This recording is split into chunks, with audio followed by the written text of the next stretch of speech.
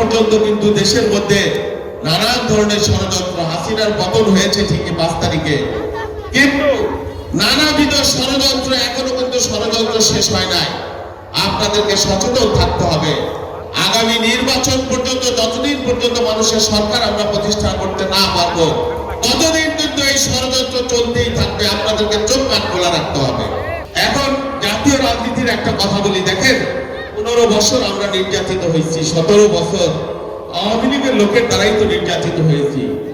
6 মাস হতে পারলো না সেই আওয়ামী লীগের প্রতি আমাদের এত মায়া, এত দরদ। আওয়ামী লীগের লোক সাথে নিয়ে আমরা বিএনপির উপরে হামলা করি, নির্যাতন করি, দল ভারী করি।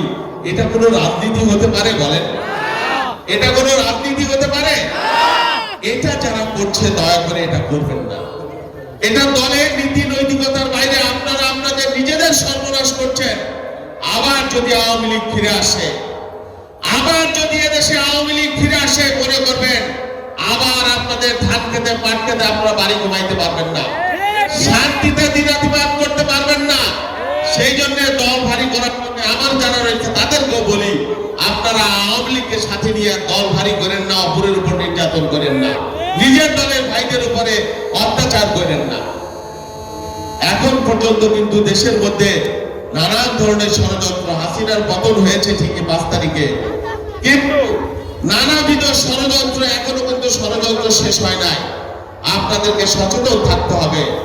আগামী নির্বাচন পর্যন্ত, যতদিন পর্যন্ত মানুষের সরকার আমরা প্রতিষ্ঠা করতে না পারবো, ততদিন কিন্তু এই ষড়যন্ত্র চলতেই থাকবে। আপনাদেরকে চোখ কান খোলা রাখতে হবে। আপনাদেরকে অবশ্যই সচেতন থাকতে হবে। এবং যদি আমরা ডাক দেই, প্রয়োজন যদি হয়, আবার কিন্তু প্রয়োজনের রাজপথে ভোটের দাবিতে, ভোটের অধিকার। 15 বছর লড়াই করেছি, ট্রেনিং জমা দেই নাই।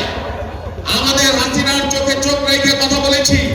কোন রকম আমার নেত্রী যেমন হাসিনা একটা মৃত্যুকে সাথে তিনি মেনে নিয়েছেন, কিন্তু হাসিনার শাসন মেনে নেন নাই। আমার নেতা তারেক রহমান 16 বছর দেশের বাইরে, 17 বছর দেশে আসতে পারেন না। আর আমরা কি ত্যাগ স্বীকার করেছি বলেন? সেই জন্যে আগামী দিনে যে কোনো লড়াইয়ের জন্য আমরা প্রস্তুত আছি, কিন্তু বাংলাদেশের মাটিতে আমরা গণতন্ত্র প্রতিষ্ঠা করব, আপনাদের ভোটের অধিকার প্রতিষ্ঠা করে ছাড়বো। আমাদের নেত্রী হাসিনার মতো না বড় বড় কথা বলে যে হাসিনা পালায় না, পালায় না। 3 দিনের মধ্যে পাগার পার হয়ে একা জান নিয়ে পালায় চলে গেছে বন্যে নিয়ে। আর বেগম খালেদা জিয়া তিনি একেবারে মৃত্যু পথযাত্রী অবস্থায়, তার সন্তানের চিহ্ন অবস্থায় তিনি আপোষ করেন নাই হাসিনার সাথে, আওয়ামী লীগের সাথে। এই জন্য বেগম খালেদা জিয়াকে ভালোবাসি, আর এই জন্য শেখ হাসিনাকে ঘৃণা করি। আওয়ামী লীগের লোকদের জন্য আমার করুণা হয়। এক নেত্রী তার জীবন নিয়ে পালাই চলে গেল, আপনাদের কি করে গেল? আপনাদের যদি লজ্জা থাকে, এই আওয়ামী লীগকে থুতু বাইরে আপনাদের বিদায় করা, ঝাঁটিয়ে বিদায় করা উচিত। প্রিয় বন্ধুরা, আগামী দিনে বাংলাদেশে একটা নির্বাচন হবে গণতন্ত্রের জন্য।